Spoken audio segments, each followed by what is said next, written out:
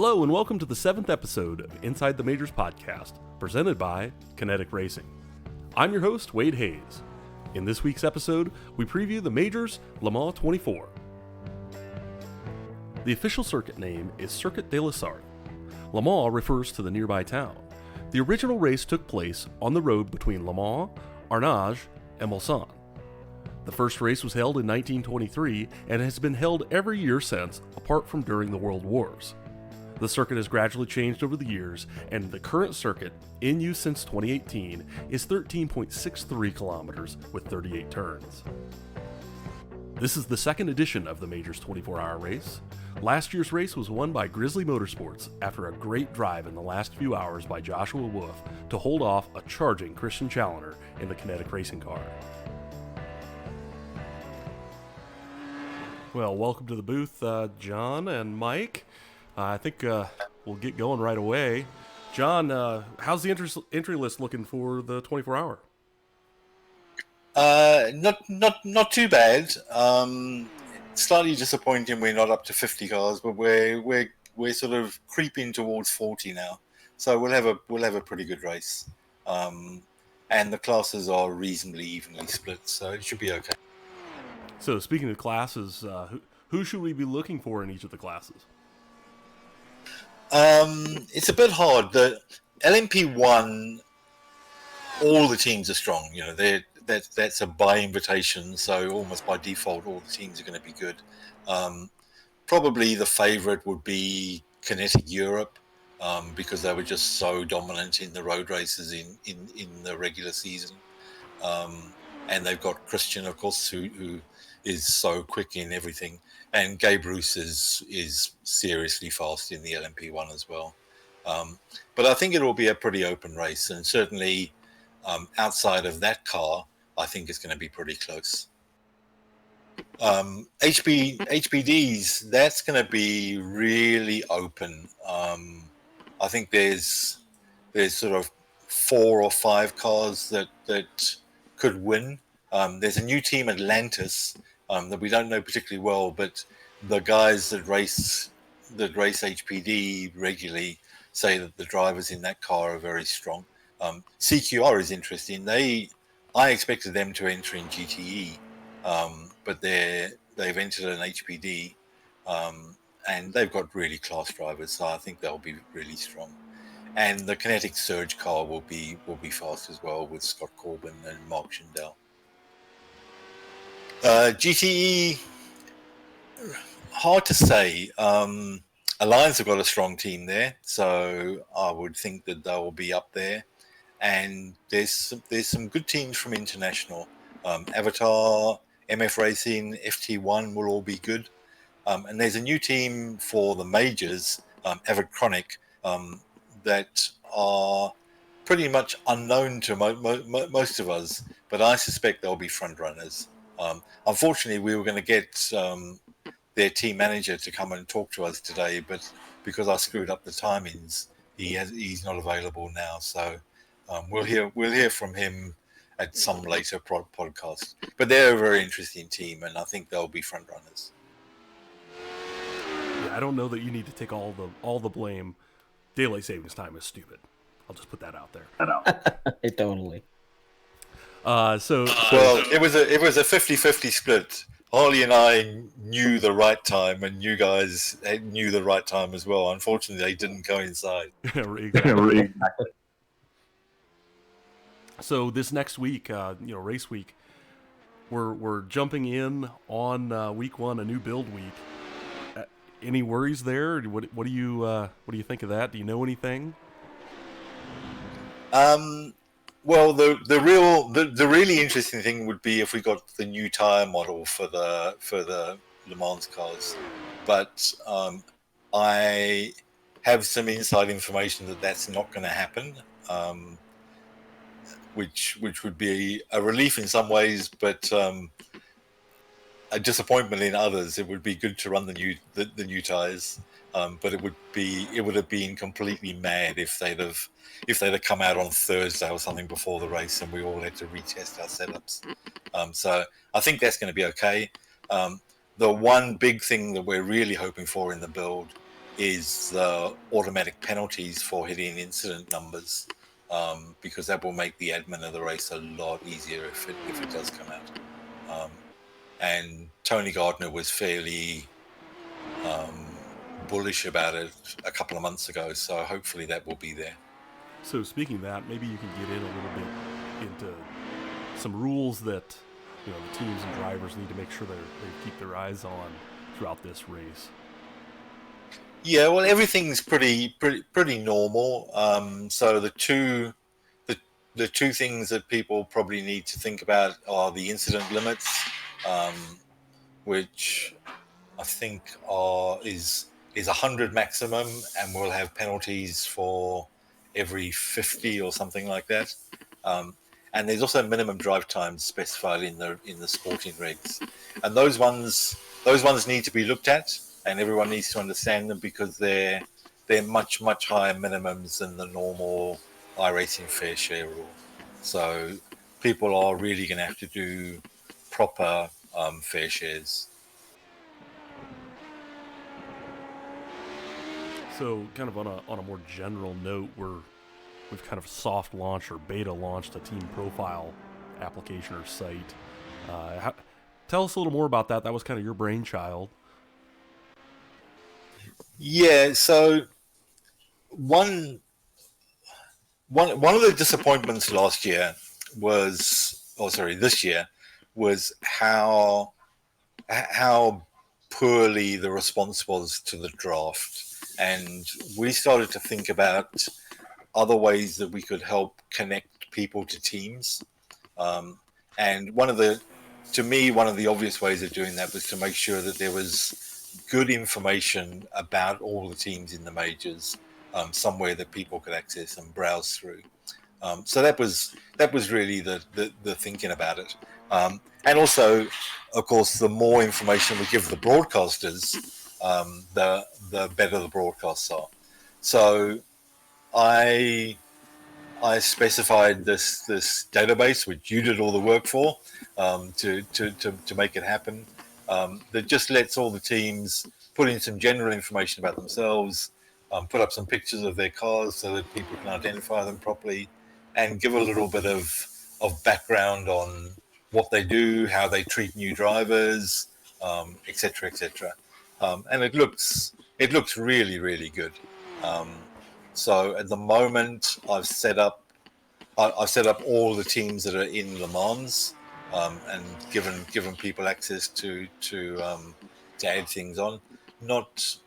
There's not huge amounts of content in it, but all the big teams, so Kinetic Alliance and UDOX, have all put in quite good profiles, and Avid Chronic has as well. So there's a bit of information about them. Everyone else is a bit hit and miss on whether they've done anything or not, but it's really for next year, not for LeMans. So I'm not too worried about it at the moment. I'll hassle people later on to make sure the content's there. But that should help people look through what teams are looking for drivers, and contact the right person, and get themselves into a team, rather than sit back as individuals and moan about how good all the teams are. Yeah, and it should make that whole kind of free agent draft thing at least a little more educated. Yeah, we're still planning to do a draft, but we'll probably base it around the profiles, and we'll also say that teams can't enter the draft unless they've got a complete profile on the database, as a little bit of a carrot for them to fill that in. So yeah, I would, from a lot of the comments that we got in the survey, I think this is a better way of hooking up drivers to teams than the draft is. The draft was pretty. The response to it was lukewarm. Let's be kind. That's fair enough. That's fair enough. Yeah, Mike, you got anything to say on that? Well, first of all, the site looks awesome. and I know we need to get it on the main majors website, but that it looks great, and the teams that have invested the time to update it looks even better. And it's just one of those things it's just gonna continually grow. So I think everybody will eventually be using it.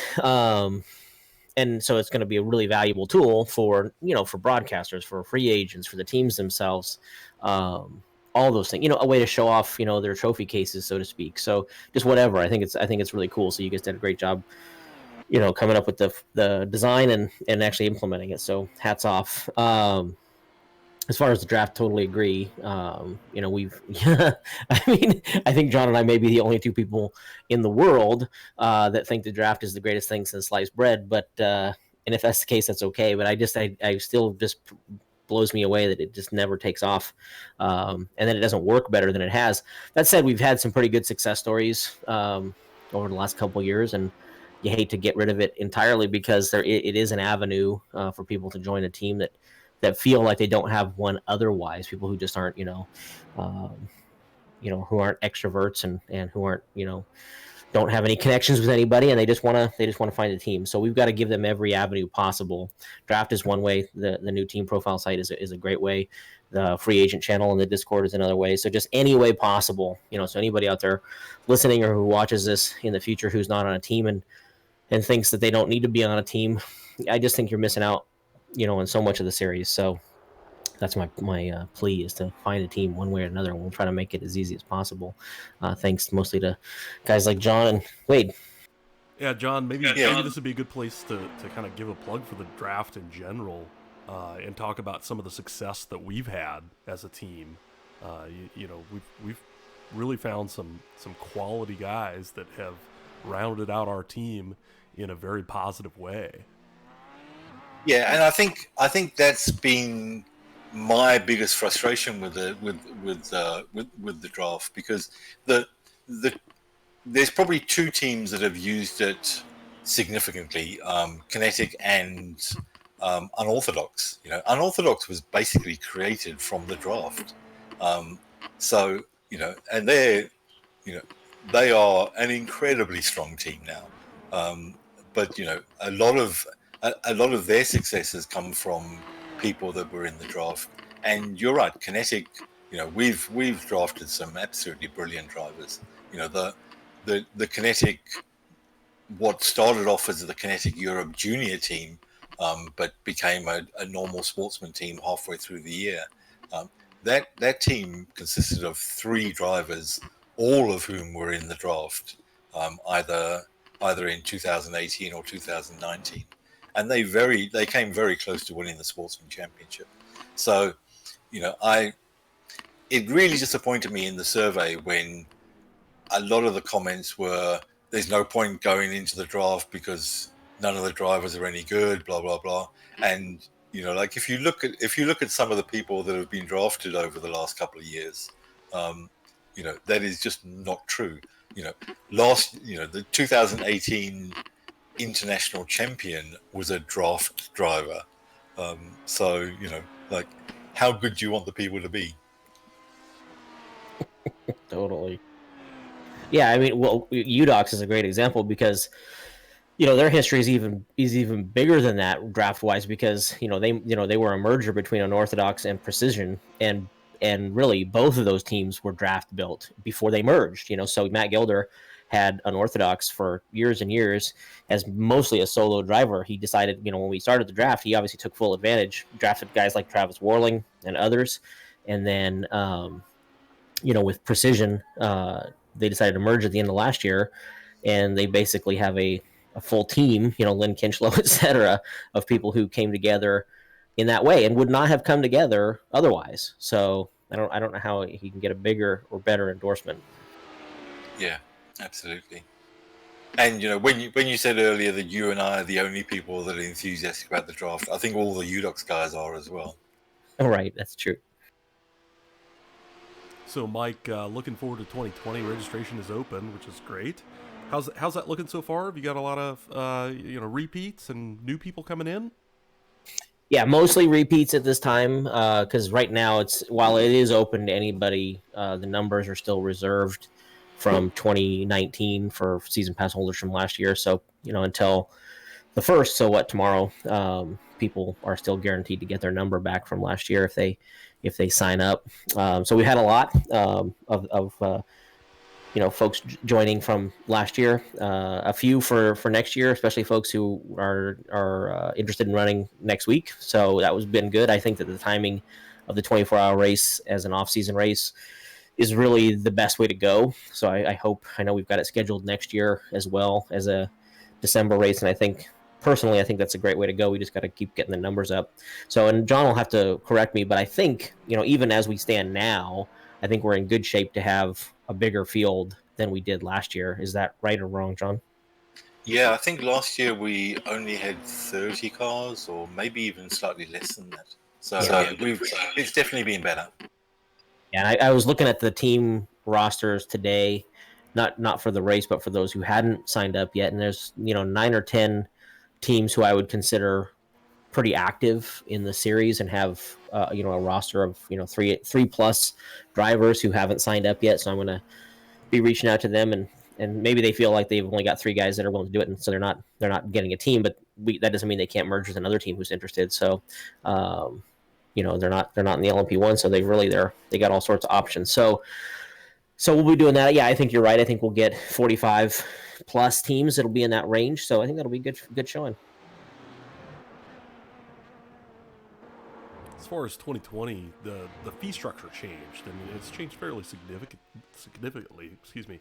Do you want to walk through that and kind of talk to the logic behind it and kind of how you got there and why it needs to be the way it is?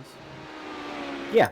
Well, at first, it doesn't need to be the way it is. But, I sort of made the decision on it based on a number of factors, fairness being one. And I'll explain that by saying, the international region has grown. They're probably the best catalyst for the change. So the international region has grown more than double from year over year, which was really good to see. That said, 2 things are important.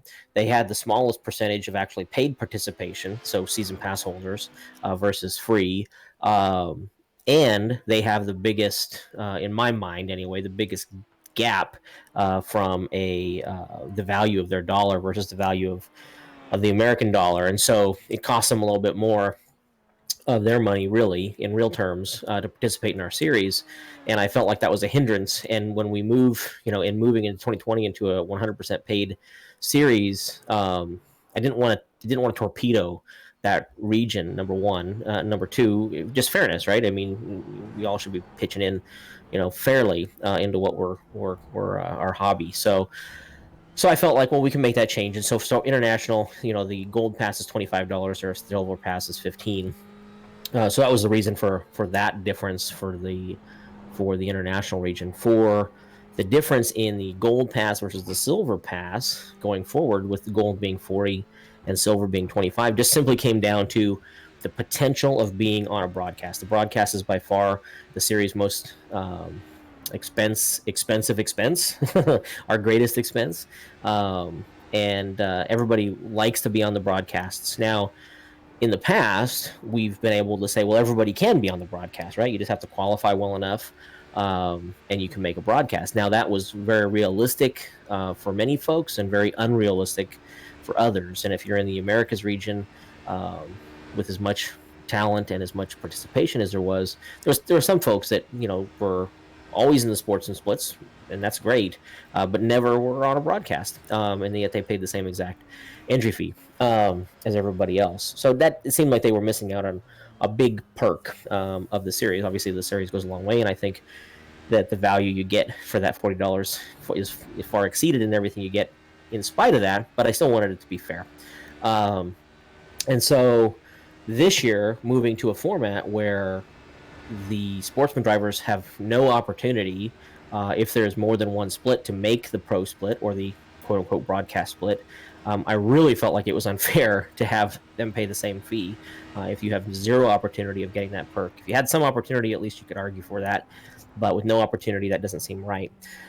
So especially in Europe, where it almost always splits, in almost every race there's a split. And so this year, coming up year, we're gonna have a nice even distribution between pro and sportsman drivers. The sportsman drivers won't sometimes race pro, and vice versa. So it'll keep the championships more whole and seem more fair in that regard. But in Europe, especially, there's not a broadcasted second split. So pro will be broadcast, sportsman will not. If drivers want to register for sportsman, then they get a little of a price break. So it's $25 for that, still 40 for pro. Now in the Americas, we've had such great turnout every year, and continues to grow, and it's frankly by far the heaviest paying region in terms of paid versus non-paid. So the confidence is high that we're going to have more than enough drivers this year to continue to field multiple splits every race, as we always do. With in some races like Daytona and Indy, we'll have 4 or 5 splits. Anyway, so we thought it was a good time and a good opportunity to add a sportsman broadcast to the Americas region. And so in this case, Americas doesn't have a silver option because everybody has an opportunity to be broadcast. So in Americas, it's only the gold pass, only the $40 option, or you can buy the 2 race pass for $10. But that's the rationale behind the fee changes. It's been, of all the things we've ever changed, it's probably one of the best received things that we've ever done. So most people have been pretty positive about it, especially once they kind of understand the reasoning for it, and seems to add a level of fairness to the whole process. Yeah, I think it's great, and I think that it's also great to have the opportunity to get that sportsman split broadcast, because I think that you'll find that there's a lot of really good racing happening there that is absolutely broadcast worthy. Oh, it definitely is. And one point of clarification, because I don't think I have clarified it anywhere, and it could easily be confusing. So when we say the sportsman split is going to be broadcast in Americas, that doesn't mean the second split is going to be broadcast. So there could be many times, matter of fact, the 2 examples I gave are probably the best, Indy and Daytona, where we'll have multiple pro splits, right? So you'll have a full field of pro, 36 drivers at the Daytona 500, and then you'll have a second split of people who are in the pro division, who will make up their own split. It'll be the second split. We'll call it Pro 2. That will not be broadcast. It'll be the first sportsman split that is broadcast each race. So just in case anybody had questions on that, they'll never get slighted out of it. Yeah, actually, that kind of leads to the next thing I wanted to talk about around changes to the rule package for next year, and the way that works is changing, and you kind of got into it. But can you expand on that, or maybe get into the additional changes that we can expect for 2020? Yeah, sure. So the Sportsman Pro thing, as I mentioned before, when a driver selects whether they're pro or sportsman, they're basically locked into that division's races during the season. So not just from a point standpoint, but also from an actual racing standpoint. There are a couple of exceptions, meaning if there's only one split. So it won't hardly happen in Americas, probably will never happen in Americas, but international for sure, there'll be a few races where there's only one split. And so, everybody will be in the pro or in the top split for that. And that's okay for a couple reasons, as long as they meet the minimum speed, of course. But that's okay because, again, the biggest reason for splitting them out was to keep the integrity of the championships together. And obviously, if everybody's in one split, then nobody can argue that the integrity of the championship was compromised. If you're a sportsman driver who didn't race that round, well, that's too bad. You can't complain that your competitors raced in the pro split in a round you didn't race because there was only one split. So that'll be an opportunity or a reason why a pro split or a sportsman split driver may race in pro, and a pro driver. It's potentially possible that a pro level driver could be demoted into a sportsman race based on their qualifying speed or their qualifying pace from the round before. But most of the time, what we will try to do is, if there are multiple splits, to keep the pro in the pro and the sportsman in the sportsman. That will be the first goal. And if that means we have two, like I said, two pro splits, then we have two pro splits. If we have multiple sport, we may have more sportsman splits than pro. We may have larger fields. We may have a larger sportsman split, and then we have in a pro. We're not worried about that. We're not worried about making sure that we have the highest number in the pro split like we have in the past, right? That's been something that we've thought about, is we want to make sure we get as many in pro as possible because everybody's fighting to get into pro. Well, that's not the case anymore. If you're a sportsman driver, you're not fighting to get into pro. You can't, as long as there's more than one split. So again, I think it'll make gridding way easier, making a lot of those decisions, and B, it'll keep the championships more whole. You'll always be racing on track against the people that you're competing with in the standings, and I think that's a huge draw of league racing in general, and hopefully of this series as well. And so now we're just going to reinforce that. So I don't know. I can talk about more things, but I want to make sure that sort of covered what you were hoping to. Yeah, that's what I was looking for. So the other thing that I guess the next logical question comes to around points and distribution of points across splits. I know that it used to be, if you ended up in second split, you were hurting for that round because there was no chance, just because you had bad qualifying, to kind of eat your way back into that top split. Are we going to keep that overlap? Is that still going to happen? That's a great question. It's actually something that we actually haven't finalized yet, is whether or not the overlap exists. I think that we sort of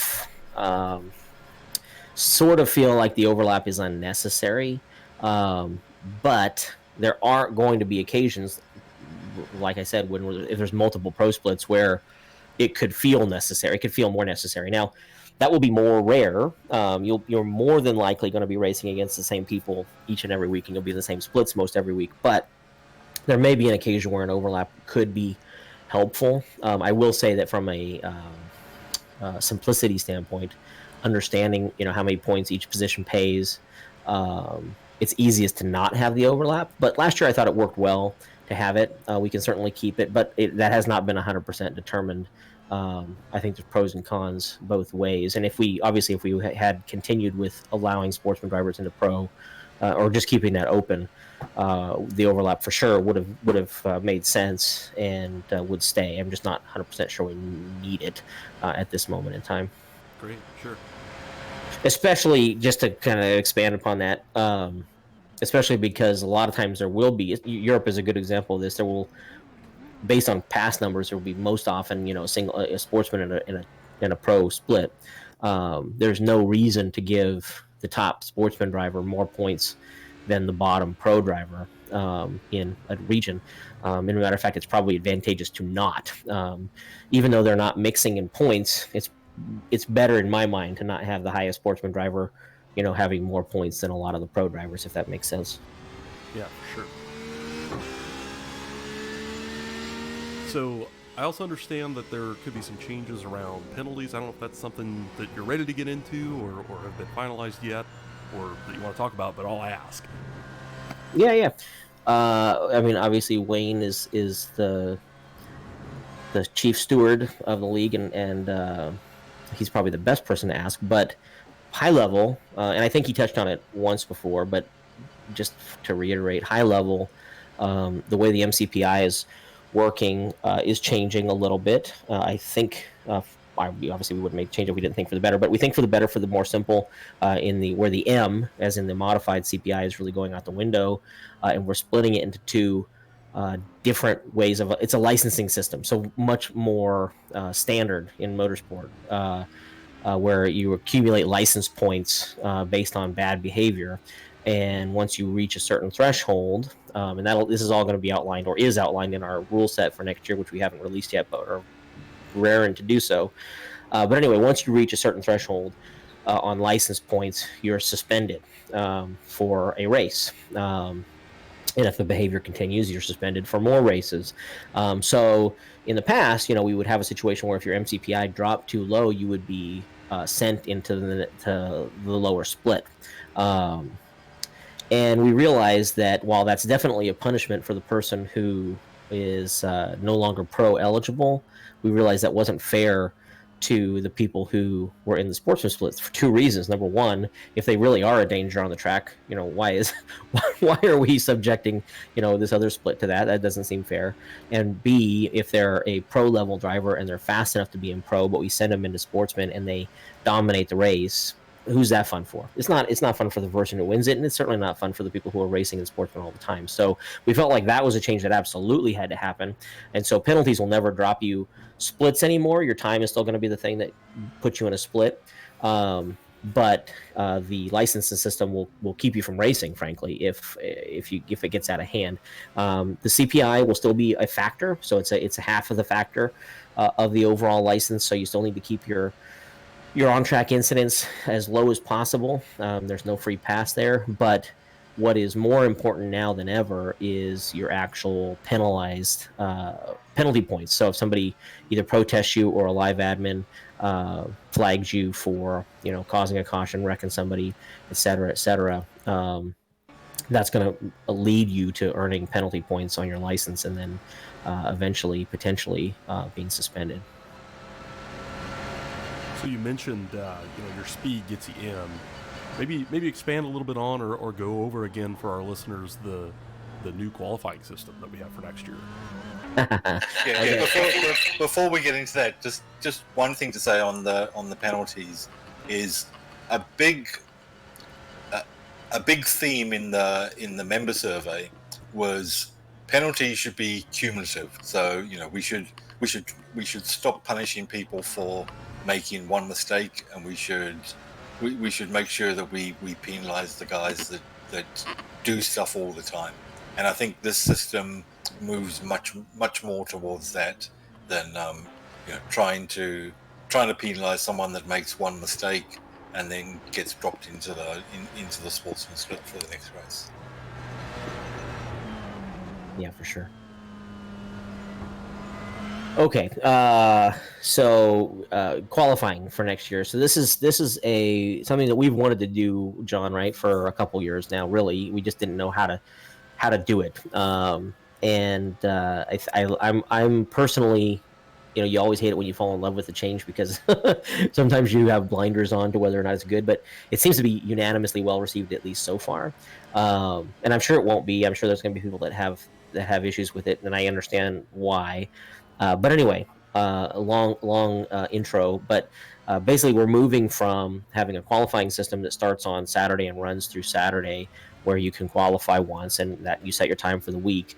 We're moving to more of a Formula One type of a style, and other series as well, but really more Formula One than anything else, where we have a Q1, a Q2, and a Q3. Now, Q1 will run from the Saturday before the race, so basically a week and a day for every region except for international, so a week for them. But basically a week out, we start Q1 along with the open practice sessions, and Q1 runs until Wednesday. Now, what Q1 does is it establishes our roster for Q3. It also locks guys in to the pro split. So in that number, the number of people who get locked in each round will vary based on the type of racing that we're doing and based on what would be protocol for that type of racing. Indianapolis, we already do that in our series, so we have the Fast 9. So in the Indy example, from Saturday to Wednesday, the fastest 9 qualifiers will automatically make pro, number one, and number two, they will be the roster for our Q3 on race day. Now, Q2 is going to be from Thursday through Saturday, and that will fill out the remainder of the splits. Both the back end of the pro and all of sportsman splits will be determined from then on. If you qualify in Q1 and you don't qualify you don't make the Q3, you can stand firm on that time. You don't have to qualify again, and you'll be ranked, with the other people who qualified and missed in Q1 and everybody else who qualified in Q2. So you're not throwing away the time that you had in Q1 necessarily, unless you want to. And that gets into the second point. In the last year, we allowed up to 3 attempts, and got a lot of flack for that, because 3 attempts seems like a lot of opportunity to improve your time, and I agree with that. The there's many reasons why I want to have 2 attempts, or why we want to have 2 attempts. But the biggest one is we do want to protect the integrity of the splits themselves. So if somebody, has an incident point on a 4-lap average at Indy, for example, and if that alone was to wipe them into the second split, it would probably wipe a number of people into the second split. Now, many people may stand up and say, well, that's fair. That's totally fair. And I can't disagree with that. There's nothing unfair about that. But at the same time, you may have somebody who is absolutely going to now make, going to make the sportsman split or the second pro split look silly because they're just so much faster. And so the second opportunity sort of lets you make up for, either a disconnect server-wise, or maybe you hit the wall. Who knows what? There's a million different reasons why you could have an invalid time on your first qualifying attempt. And so I don't think I'll ever want to go to a situation where it's a one and done on Q. But we felt like the 3 was too much. So anyway, you can have 2 attempts. You can use them both in Q1 if you want. You can use them both in Q2. You can split them between Q1 and Q2 if you want to. The biggest change, however, from years past is that the second qualifying attempt is no longer automatically will overwrite your first attempt. So there is no downside to taking a second attempt. Now, I can absolutely understand anybody who would have problems with that because at least in the past we've said, if you take a second attempt, you forego your first one, so be careful. But the reasons for doing that are a couple fold. Number one, we reduced a full qualifying attempt, so we wanted to lessen the pain on that. Number two, same reason as the first one, is that we want to make sure that we have, we protect the integrity of the splits as much as humanly possible. And so if you, again, same thing, if you have a second attempt and something weird happens, internet connection, scrape the wall, whatever, get an incident point, and you're automatically now have a no time, you're relegated to the bottom split in whichever division you're in. So that wasn't so great. So, and the third thing is frankly, just as honest as I can, the second attempt costs $3. So if you're going to pay the $3, this will probably encourage more people to do that. We had a lot of success with that last year. A lot of people did take us up on the extra qualifying attempts. I feel like that with the no risk second attempt, that'll be even greater this year, which will be great. So it'll be good for the series. It'll be a way to continue to boost, revenue without putting an undue burden on entry fees, so to speak. So I think it'll be good. I know I took advantage of that second attempt many times last year. Lots of $1.50 charity. And we appreciate it. I was a serial donator to the charity as well. Yeah, totally. And it's cool, right? So the other neat thing about the Q3, though, I think the coolest thing about having now a Q3 in every race is that it'll be broadcast in every race. So basically, the start time for our top pro split race will always be basically a half an hour later. We'll have Q3 start right at the top of that hour, and it'll be broadcast. So whether it's the Fast 9 at Indy or it's the Super Pole at Spa. I guess we're not doing Spa this year, but that's a good example. Anyway, every race will have a Q3, and it's another chance for those guys to get a little extra airtime. So it's another reason, it's an incentive to want to do that. And that's one of the things I missed in all of my points, was we actually hope that a lot of people, hopefully a significant lot of people, use up both of their attempts in Q1. Because if they do that, then they're done qualifying. Can't qualify anymore. If you can't qualify anymore, all you're working on is race pace. If all you're working on is race pace, then hopefully that means the quality of the racing is going up. So we want to encourage that. We want to encourage people to participate in Q1, to try to make that Q3 to get on the broadcast and have a little more fun, but also to improve the quality of the racing overall. Yeah, for sure. Now, the other thing that I've seen mentioned a couple times, and I know we haven't talked about it here, but I'm not sure it's been talked about in many other places, is the provisionals that are available. Yeah, so that's a big change. So yeah, I'll go through there's a bunch of them. So the first one is, I think, pretty cool. It's a season-ending award, if you will. So it's something for you earn it throughout the previous year. So going into the playoffs in 2 weeks from now, we got 50 guys, top 50 from all regions are in the playoffs. Now, from round one to round 2, we will drop that from 50 to 25. So the top 50 guys will all run at Road America in the Xfinity cars, and the top 25 drivers from that race will advance to round 2. But not only will they advance to round 2 in the playoffs, they will all 25 will secure a 2-race provisional for 2020. And I call it the Daytona 500 provisional because really that's the advantage. Daytona 500 is probably the toughest race to qualify for. Just because you're talking about thousandths of a second, you're talking about a restrictor plate, you're talking about 2 laps, you're talking about the duels to try to get in. There's so many factors that come into play in trying to qualify for the top split at Daytona that it's frankly nerve-wracking, and people are spending all week trying to get those a little bit of time out of a restrictor plate setup for qualifying, which does good in the race. Anyway, so a good number of folks are going to be auto qualified for pro via that top 25 in the playoffs. And so it's a big incentive to do well during the season, and it's a big incentive to show up for the playoffs, and it's a big incentive to try to make it from round 1 of the playoffs into round 2. So I'm excited about that one. The second provisional that we have is something that's not unusual in sports or in motorsports. NASCAR used to have it all the time, which is the Champions Provisional. So basically, each race will have a maximum of 1 provisional, and it's per region, but a maximum of 1 provisional each race for a former champion of the series.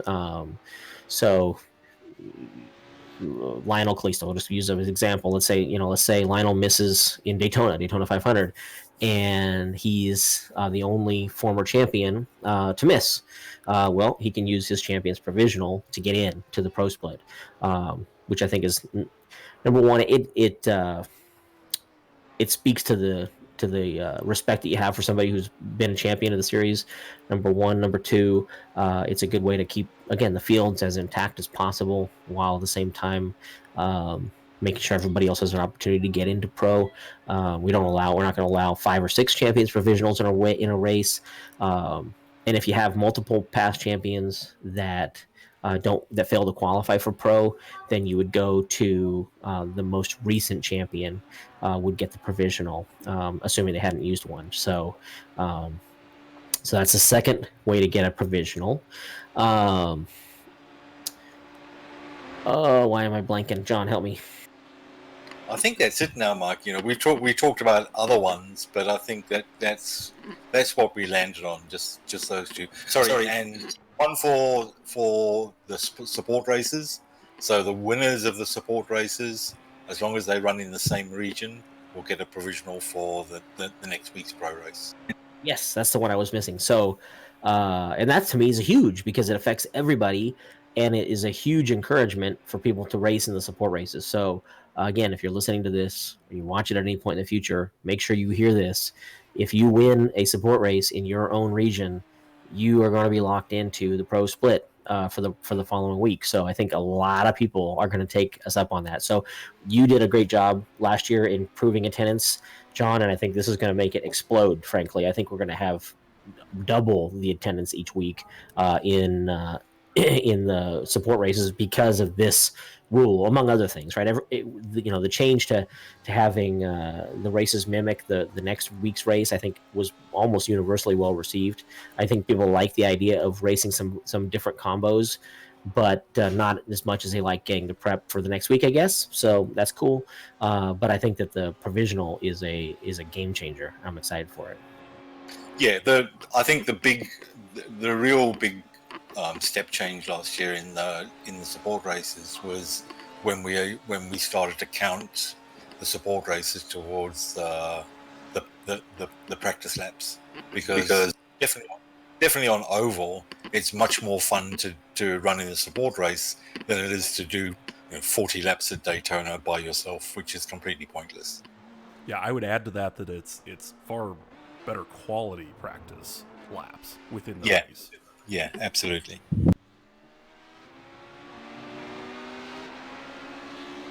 So that's the provisionals.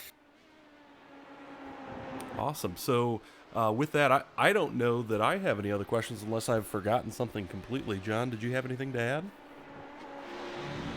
No, I guess I should talk a little bit about the team stuff, although we've covered it before.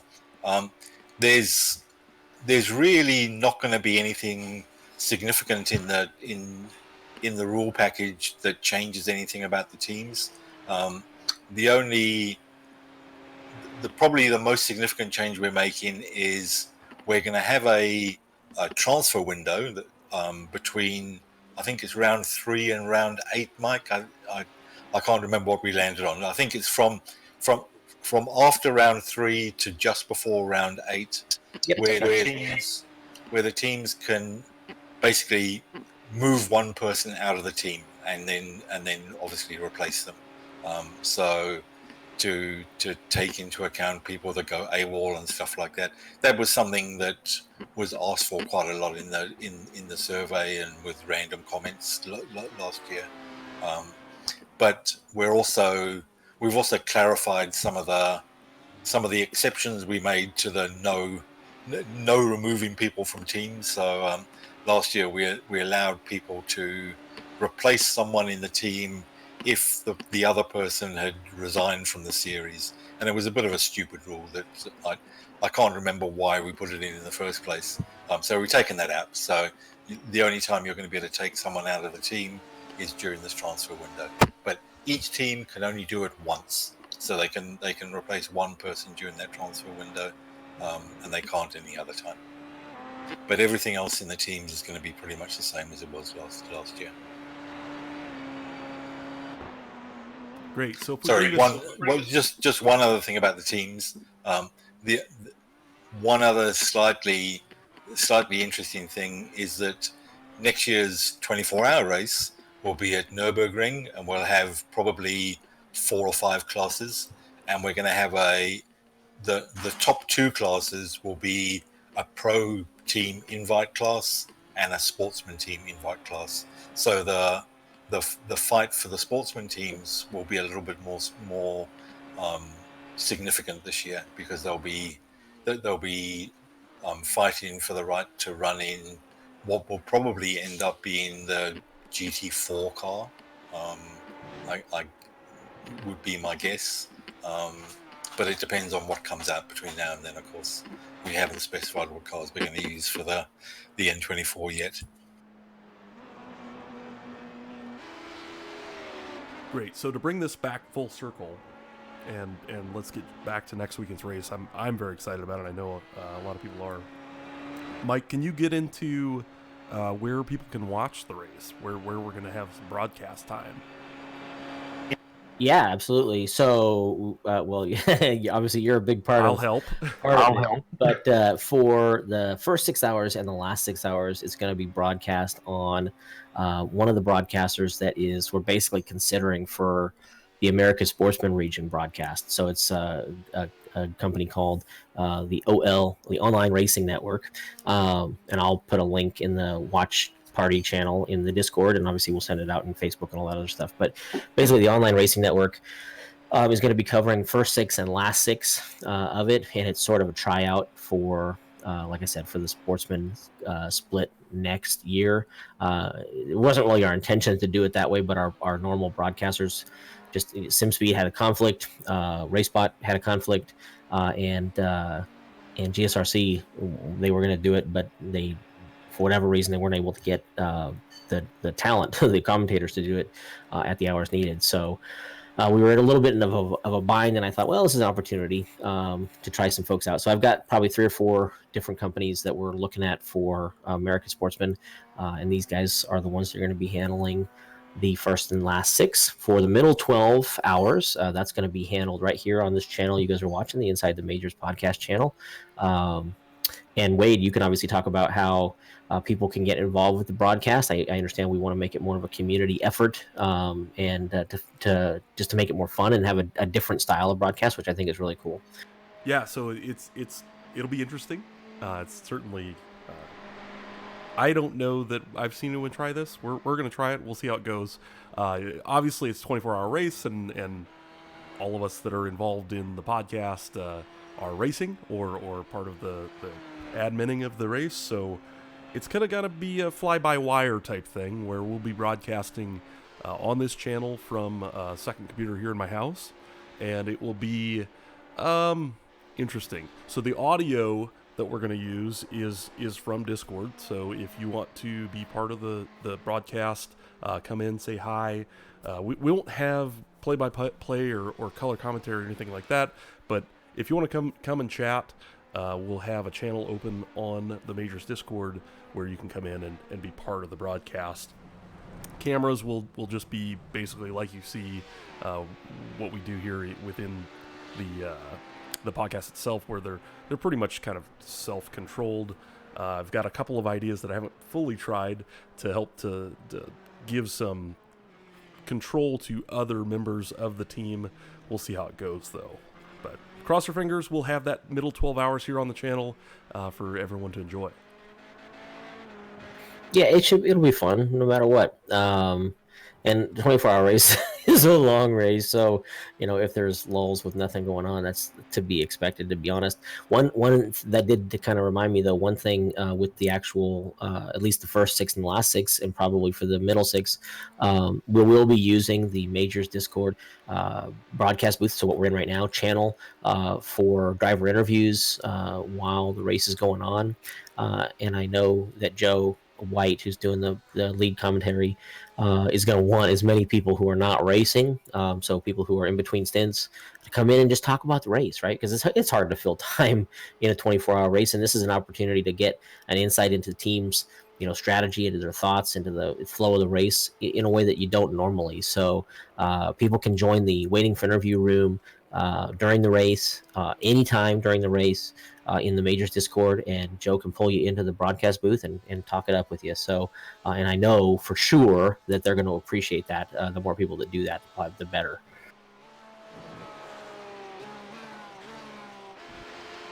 Awesome. So I'm definitely looking forward to next week's race and well into 2020. The schedule looks great. I know we talked about that last time.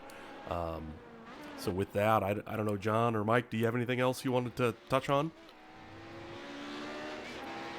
No, I think we've covered pretty much everything. Well, I had one rule that we didn't talk about, and I guess that'll be the last thing I talk about, since I wrote down all the things that I thought were highlights of the rule changes. And this is, I wouldn't say it's a big change, but it's, I think it'll be well received. So last year was the first year that we had non-classified drivers, right? Where if you didn't make 80% of the race distance, you received a big penalty in your points.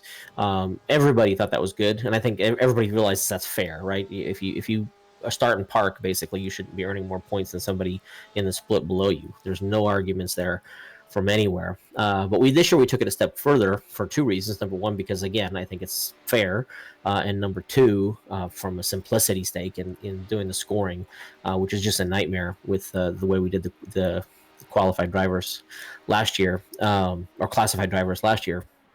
So basically, long story still long, you have to run 75% of the laps, so we're dropping it from 80 to 75. But if you fail to hit 75%, you earn 10 points. So it's a flat 10. It's not scaled. It's not half. Doesn't matter what split you're in. If you don't get 75% of the race, you get 10 points. And the 10 points is there just for 2 reasons. Number one, as not a complete slap in the face that you showed up and ran and didn't get anything out of it. But number 2, it makes it easy for us to calculate.